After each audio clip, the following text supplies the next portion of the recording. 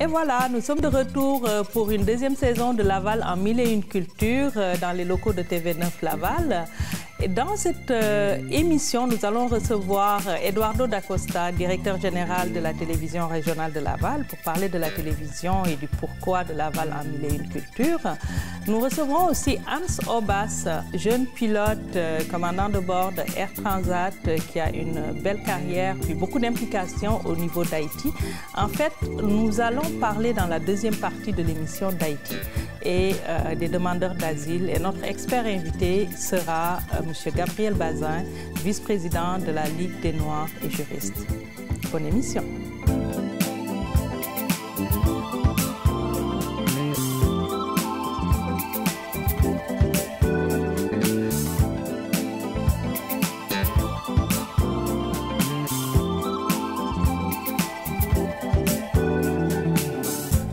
Alors, on démarre la nouvelle saison de Laval en mille et une cultures avec nul autre que le grand boss, Eduardo Dacosta. Bonjour, Eduardo. Bonjour, merci de me recevoir. C'est une surprise. Je ne m'attendais pas du tout à faire partie de cette émission-là. Mais vous êtes en plein dans la cible, moi, je dirais, de Laval en mille et une cultures. Vous êtes d'origine portugaise? Oui, né aux Açores, arrivé au Canada à l'âge de 4 ans. Donc, l'immigration, l'immigrant, je connais bien. Je connais bien les soucis, les avantages et les grands désavantages. De l'immigration. Puis vous êtes à la tête d'une structure TV9 Laval qui est quand même assez représentative de la diversité parce qu'on trouve dans l'équipe des gens divers d'horizons. Vous avez accepté récemment, l'été, le projet d'émission que je vous ai soumis de Laval en mille et une cultures.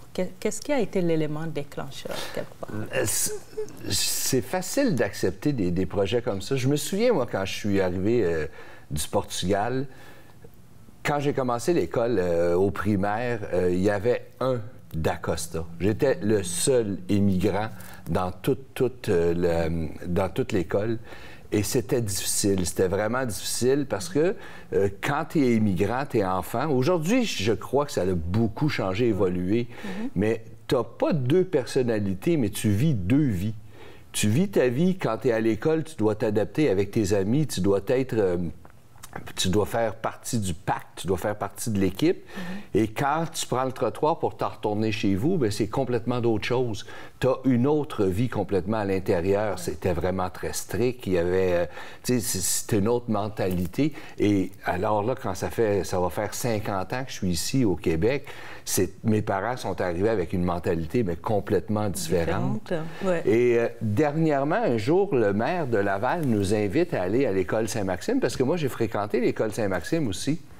Puis j'y avais été avec toute l'équipe et je le savais, mais quand j'ai vu toute la culture qu'il y avait à l'école Saint-Maxime, parce que quand j'y allais à Saint-Maxime, les immigrants, on n'était pas très en force non plus. Mais quand je suis arrivé à Saint-Maxime, et j'ai vu l'effet contraire. C'est le Québécois d'origine de la rue du boulevard Jarry à Laval, il n'y en a plus. C'est lui qui est le minoritaire. C'est lui qui est minoritaire et ça m'a vraiment on ne dira pas un choc, mais ça m'a donné une réalité. On le sait, mais à quel point tu dois aller dans une école secondaire ou primaire pour vraiment voir ce qui se passe dans ton quartier. La vérité est vraiment là. Ce qui représente ta communauté, ça se passe dans l'école. Bien sûr, il y a des écoles encore, c'est que les écoles privées où il y a beaucoup moins d'ethnie, mais l'école publique, je parle à Laval, j'ai eu un grand choc. Et quand vous êtes arrivé avec ce projet-là, je me suis dit, bien, c'est évident, parce que de plus en plus, Laval, c'est ethnique. Des Portugais, même, il n'y en a presque plus. Et c'est sûr que l'immigration, le Portugal, on n'immigre plus vraiment ici, où ils sont déjà tous partis. Là.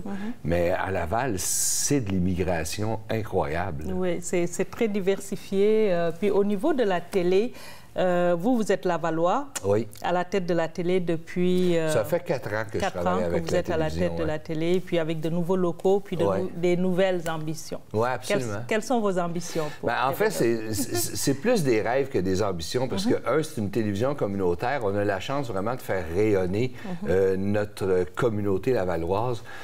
C'est évident que des idées avec l'équipe ici, on en a, mais c'est très difficile de vouloir changer les choses. parce que de changer les choses, d'avoir des projets citoyens comme vous avez présenté à la télévision, on est rempli de ça. Mais bon, après, tu dois rentrer dans un cadre. Tu as le CRTC qui est là, tu as Vidéotron, tu as une question de financement.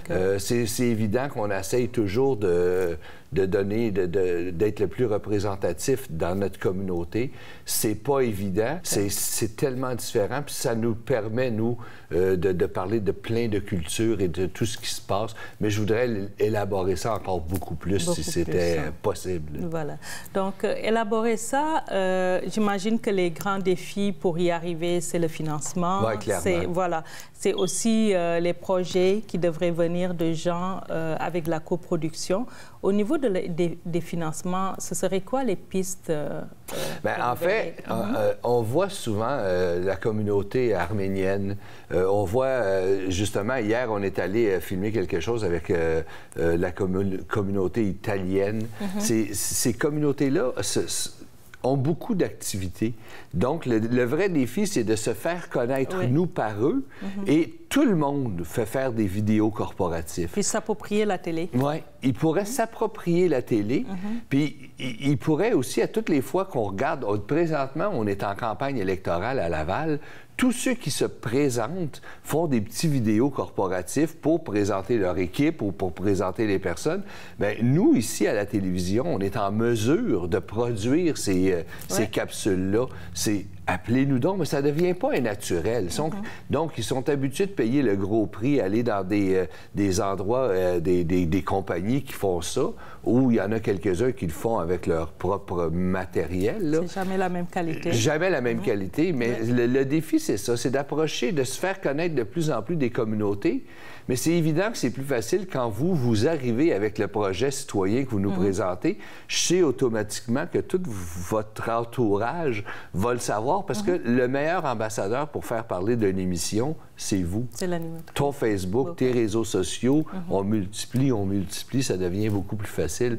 Donc, on veut abuser des ethnies pour pouvoir exploser. Exploser. Bon, au niveau de la télé communautaire, c'est quoi la richesse qu'elle apporte plus qu'une télévision commerciale? En fait, c'est clair. C'est qu'on fait parler les gens de notre communauté. C'est vraiment beaucoup plus représentatif de ce qui se passe dans ta communauté. J'écoute TVA, j'écoute toutes les grandes chaînes, mais dans les grandes chaînes, c'est une guerre de commandite. Donc, ça prend de l'argent pour pouvoir... Nous, c'est avec des petites sommes d'argent qu'on fait parler notre communauté. Ça n'a rien à voir. Mais on produit des émissions qui sont capables d'aller facilement dans n'importe quelle chaîne. Aujourd'hui, il n'y a plus rien que Radio-Canada, TVA puis V. Là. Il y a une multitude de chaînes qu'on pourrait envoyer des émissions qu'on fait ici, puis on serait vraiment pas gêné de les envoyer. Là. La qualité y est, les sujets y sont. On est vraiment très, très, très productif pour une petite équipe. On va finir par un petit questionnaire pour en savoir un peu plus sur notre boss. Questionnaire, genre questionnaire éclair surprise. D'accord. Alors, Eduardo, le matin, votre premier geste, c'est quoi? Café au lait. Oh! Café au lait. Je fais le meilleur à l'est des Rocheuses. D'accord. Vraiment. Croissant, fruits ou œufs et bacon? La semaine, on fait ascension. On vieillit. Hein. C'est plus 2 petites toasts café au lait. D'accord. On sait que les Portugais mangent épicé. Oui, clairement, oui. Êtes-vous épicé ou... moi, je suis très épicé. Je veux dire, quand on va souper chez ma mère régulièrement, on aime bien ça. On rajoute toujours un petit peu de piquant. Ah oui? Ouais. Puis, êtes-vous un gros mangeur de viande, steak, salade ou poisson et fruits de mer? Je suis très steak. Je suis très, très viande. Je ne sais pas pourquoi, mais j'y pensais un peu. La musique, rock, pop, folk. Alors là, c'est vraiment de tout. J'ai gagné ma vie longtemps avec la musique. J'ai pas de préférence en musique. Je suis très, très, très, très ouvert. Ce que j'aime, c'est le talent. D'accord. Vous encadrez des talents encore? Oui, encore, oui. Mais plus en télévision présentement, mais oui. Pour la mode, qu'est-ce que vous porterez jamais? Moi, je suis daltonien. Non, je suis daltonien. Alors là, je peux porter à peu près n'importe quoi. il n'y a pas rien que je porterais pas parce que j'aime la mode, je suis la mode. Il n'y a rien que je porterais pas. OK. Puis, êtes-vous auto ou moto? Je connais déjà la réponse. Je suis vraiment les deux. L'été, vous me voyez tout le temps en moto. Ce matin, je suis venu travailler en moto. Je suis énormément moto, mais j'adore les voitures aussi. J'ai eu à peu près tout ce qu'il peut savoir comme voiture et moto aussi. C'est des passions. Bon. Puis pour les voyages, randonnées aux grands hôtels et plages? Je suis beaucoup grands hôtels. Oui, hein? Les randonnées, j'ai marché beaucoup quand j'étais jeune. Vous avez donné. On m'appelle souvent la popoune de luxe. Ah oui? J'adore le luxe. C'est mon péché mignon. Je vais vous finir par 2 questions qu'on pose en général aux femmes, puis qu'aujourd'hui, je peux me permettre le luxe de vous poser. C'est quoi votre routine beauté?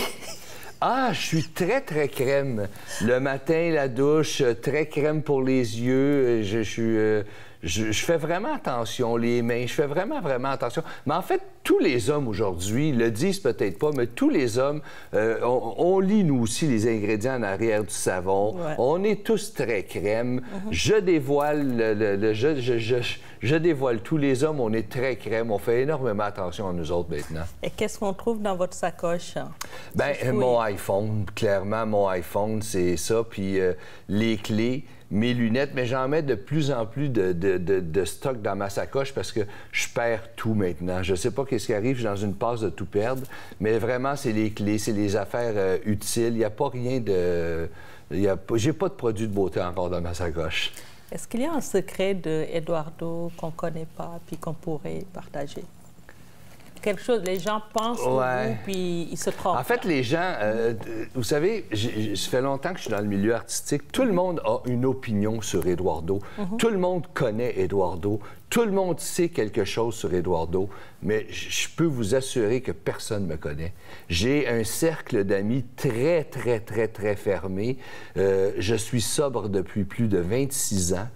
Donc, pas de boisson, pas d'alcool, pas de drogue, rien, même pas la cigarette. Les gens... c'est très typiquement québécois. On a tous une histoire. Ça a l'air... Moi, j'aime beaucoup dire... Si tu ne l'as pas vu de tes propres yeux, n'en parle pas. On finit sur cette note. Merci, Eduardo. C'est un grand plaisir. Merci à toi. Voilà. J'ai le plaisir d'avoir sur le plateau comme expert invité M. Gabriel Bazin, juriste et vice-président de la Ligue des Noirs. Monsieur Bazin, je sais que vous êtes au Québec depuis 50 ans. Oui, c'est exact. Exactement 50 ans, c'est ça? Puis, vous avez été enseignant en Nouvelle-Écosse. Oui, j'ai enseigné à l'Université Sainte-Anne, professeur de langue et de littérature française. Pendant des années? Pendant des années. Oui, puis vous êtes juriste, vous êtes vice-président de la Ligue, comme j'ai dit, puis vous êtes leur expert comme juriste. C'est exact. Vous accompagnez des migrants qui viennent ou des gens qui sont là puis qui ont des questions juridiques, vous les conseillez. C'est exact. Qu'est-ce qui vous motive à vous lever chaque matin, allez vous engager sur ce plan-là? Je vais vous dire, je ne sais pas si c'est parce que je suis né sous le signe de la balance, mais j'ai un sens profond d'engagement et de justice. D'accord. J'en ai toujours soif pour les autres. Donc, vous avez soif d'engagement, de justice, puis c'est ça que vous faites depuis plus de 30 ans, très nombreuses années. Oui. Très nombreuses années. Maintenant, au niveau de la Ligue, vous avez récemment accueilli des migrants. Les migrants haïtiens, il y a ce qu'on appelle la crise des migrants. Et nous, on va s'attarder sur la notion de réfugié. C'est quoi un réfugié? Un réfugié, c'est celui qui craint la persécution, soit avec raison, bien sûr, en raison de ses origines, de sa race, de sa religion, de son opinion politique, ou bien encore de sa classe sociale. D'accord. Donc, les réfugiés qui viennent des États-Unis, d'après vous, qu'est-ce qu'ils fuient? Ils fuient, en fait, d'une part, leur pays, et d'autre part, Donald Trump. Donc, en fait, des nouvelles mesures qui viendraient mettre en péril leur présence aux États-Unis. Leur présence aux États-Unis. On parle aussi de réfugiés économiques, je pense, quand vous dites... Quand on parle de réfugiés économiques, ce sont des gens qui ne veulent pas que ces personnes-là soient acceptées comme réfugiés. Ils prétendent qu'ils n'ont pas un fondement pour demander le refuge. Parce qu'en fait, il n'y a pas de réfugiés économiques en soi. Et alors, il y a un principe fondamental de justice, c'est le droit d'être entendu. Avant que ces gens-là soient entendus, on ne peut pas dire s'ils sont des réfugiés économiques ou autres. Ou politiques ou économiques. Alors, M. Bazin, quelles sont les lois et conventions qui aujourd'hui lient le Canada aux réfugiés, qui font qu'ils devraient les accepter? Il y a le Pacte international des droits civils et politiques. Il y a la Convention des Nations unies sur les réfugiés. Il y a également la Convention contre la torture et les traitements cruels et inusités. D'accord. Donc, c'est toutes ces conventions qui lient le Canada, mais ça devrait aussi lier les États-Unis, c'est tous les pays du G8 sont liés par ces conventions. Absolument. D'accord. Donc, il y a certains qui signent puis qui ne les respectent pas. Et en plus, oui, c'est effectivement ça. Et en plus de cela, il y a également pour ceux qui sont au Canada, ceux qui viennent au Canada, il y a la Charte canadienne des droits et libertés. D'accord. Depuis l'arrêt Singh. Parlez-nous un peu de la Charte. Je sais que vous êtes un ardent défenseur de la Charte. Alors, la Charte protège les citoyens et leur accorde la sécurité. D'accord. Donc, en vertu de cette charte, on devrait accueillir des gens qui ne se sentent pas en sécurité. Et leur accorder ceci avec la notion de justice fondamentale. Ce que je disais tantôt, le droit fondamental d'être entendu. D'accord. Monsieur Bazin, on va finir cette première partie sur juste un éclaircissement. Est-ce qu'il y a une différence entre réfugiés et demandeurs d'asile? Oui, il y a une nuance. Oui. Quand on est accepté comme réfugié, on passe devant un tribunal indépendant qui dit on vous reconnaît comme réfugié, c'est à ce moment que vous devenez réfugié. Mais tant que vous ne passez pas encore devant le tribunal, personne ne sait encore si vous êtes réfugié ou non. Vous êtes candidat au refuge, soit demandeur d'asile. Vous êtes demandeur d'asile. Donc ceux qui viennent aux frontières, en fait, ce sont des demandeurs. Ce sont des demandeurs d'asile. Ils ne sont pas encore des réfugiés. Ils ne sont pas encore des réfugiés. Merci, M. Bazin. La suite dans le prochain épisode. Merci.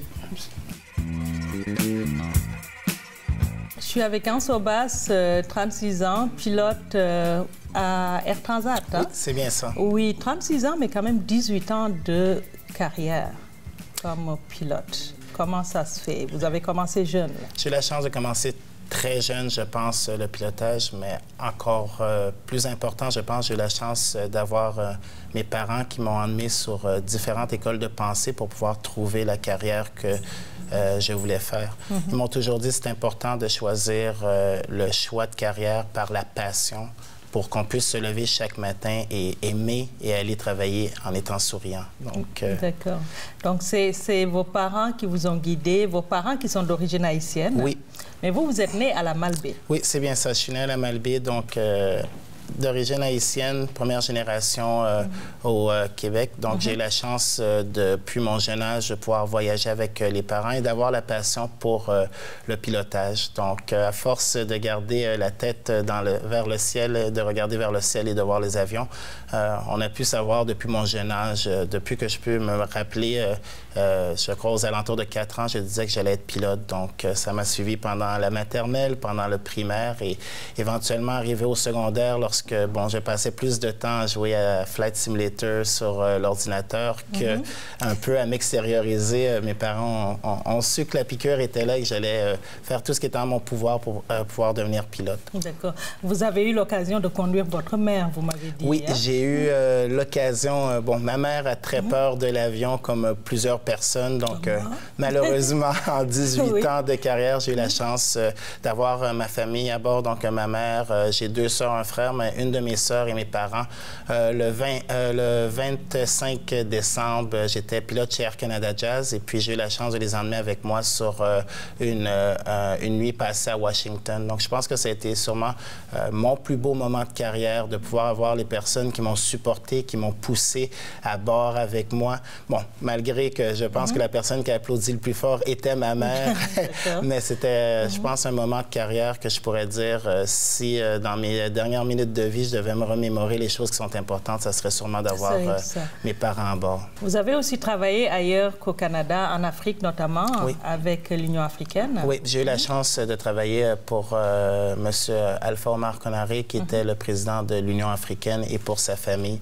Donc, je pense que ça a été un élément très important parce que de pouvoir se rapprocher si près des dirigeants qui, je pense, ont eu une incidence marquante sur l'émergence de l'Afrique. Si on voit l'Afrique présentement, donc de pouvoir participer à être avec eux, pouvoir les emmener et pouvoir vraiment, comment je dirais, participer dans l'opération de tous les jours, ça a été un élément très marquant. On sent qu'on fait partie des changements à notre manière. Voilà.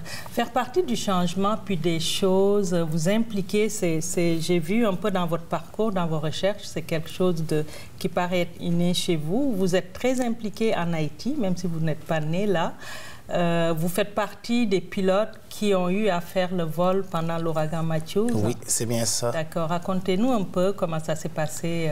C'était avec Air Transat, Oui, c'est bien ça. Donc, j'ai eu la chance de pouvoir... et je pense que ce serait plus que la chance. J'ai eu l'honneur de pouvoir faire partie du vol humanitaire d'Air Transat vers Port-au-Prince pour l'ouragan Matthews. Il faut dire qu'en étant chez Air Transat, c'est une compagnie qui est socialement très impliquée. Ils ont participé lors du tremblement de terre de 2009 de pouvoir faire des vols humanitaires. Ils ont été la première compagnie aussi à ramener les orphelins qui ont été adoptés par des familles canadiennes. Donc ils ont une longue lignée d'implication sociale, que ce soit en Haïti ou autre. Lors du vol humanitaire, avec mon collègue haïtien, le commandant Udicourt aussi, et avec la compagnie donc, qui venait du président, de l'implication aussi du président d'Air Transat, M. Lemay, ils ont mis à la disposition de Food for the Poor un avion, un Airbus 310 qui a permis d'emmener 27 tonnes de cargo en Haïti. Donc, et on a eu la chance aussi de passer la nuit là-bas, donc pour s'assurer aussi que le cargo allait être distribué. Et dès le lendemain matin, le cargo était en route.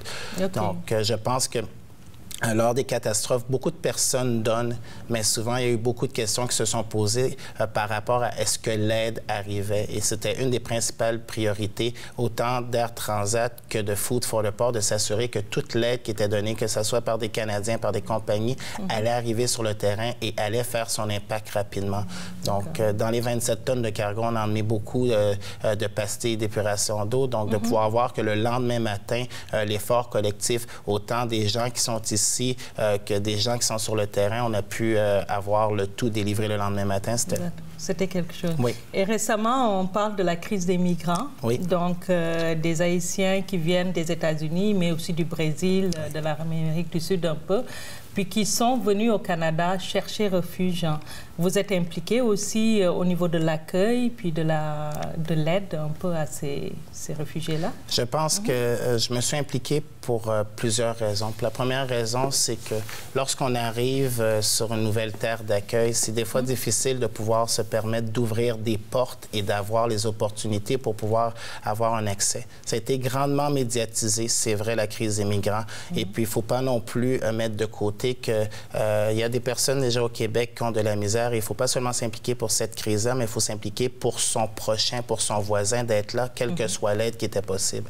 La crise des migrants, c'est sûr que ça m'a touché énormément, étant haïtien, de voir des gens qui arrivent ici, qui ont eu un long parcours difficile. Je me suis posé la question, comment je pouvais m'impliquer.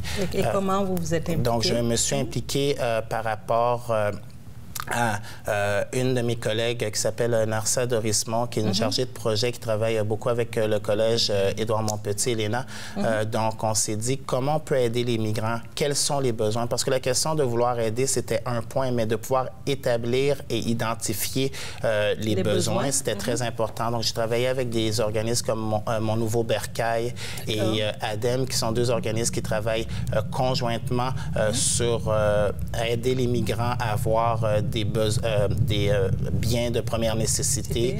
Donc, on s'est organisé ensemble de dire qu'on nous allions faire une levée de fonds.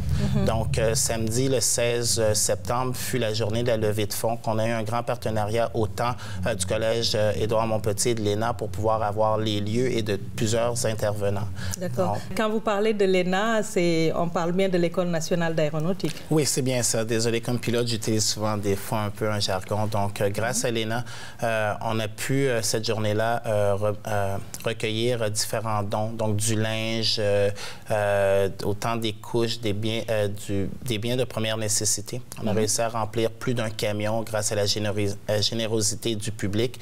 Et je pense que ces biens-là vont pouvoir avoir un impact direct sur les migrants, car c'est un élément de les accueillir, mais ils ont besoin de tout, de casseroles, de linge, de manteaux. L'hiver arrivait, donc on a essayé de ramasser un amalgame d'éléments pour être sûr de pouvoir remplir les besoins. Ils ont eu l'occasion de visiter l'école aussi, je pense. Vous avez voulu présenter un peu la carrière que vous avez eue ou que d'autres gens qui fréquentent l'ENA ont eue. Oui, ils ont eu la chance aussi d'avoir un tour de l'école. Donc, plusieurs des migrants étaient présents pour, dire merci aux gens qui venaient porter des biens et pour pouvoir recueillir ces biens-là. C'est sûr qu'on a voulu leur montrer aussi la carrière en aéronautique. On sait que Montréal est la capitale de l'aéronautique. On construit des avions, on forme des pilotes, des mécaniciens, des agents de bord. Donc, si on pouvait les accrocher dans une carrière qui est grandissante, qui a des besoins hallucinants, comme on dit, pour le futur, je pense que ça pourrait être intéressant parce que pour moi, jusqu'à date, c'est la plus belle carrière, je pense. On va conclure sur une note peut-être optimiste pour Haïti, même si on se demande qu'est-ce qui va arriver avec Haïti. Il y a tellement de tragédies du fait de la position géographique. Est-ce que, pour vous, c'est quoi vos perspectives pour Haïti? Qu'est-ce que vous aimeriez pour Haïti? Je pense que de voir qu'Haïti se soulève jour après jour de chacune de ces catastrophes-là me donne l'espoir et me donne l'énergie de devoir continuer d'avancer. Je pense qu'il y a des gens là-bas que, quelle que soit la catastrophe qu'ils font face, ils ont un sourire, se lèvent, prennent leur balai et avancent. Une belle résilience. Donc, je pense que moi, qui a une belle carrière, qui a une belle vie, je dois m'impliquer. Puis je pense que si pour Haïti, qu'est-ce que j'aimerais faire, c'est de montrer à mes prochains ici qu'on peut, un jour à la fois, une implication à la fois, une personne à la fois, pouvoir faire du changement. Et peut-être que cette inspiration-là va inspirer les autres jeunes Haïtiens, les autres Québécois et tout le monde de travailler ensemble. Et puis, n'essayons pas de changer le pays, essayons de faire une bonne action par jour et je pense que ça va déjà aller vers la bonne direction. Merci beaucoup, Hans. Merci, Kady. J'apprécie énormément. Plaisir. Merci de nous avoir suivis. Si vous avez des questions, suggestions, informations, n'hésitez pas à nous écrire à l'adresse courriel qui s'affiche en bas de l'écran. À la semaine prochaine.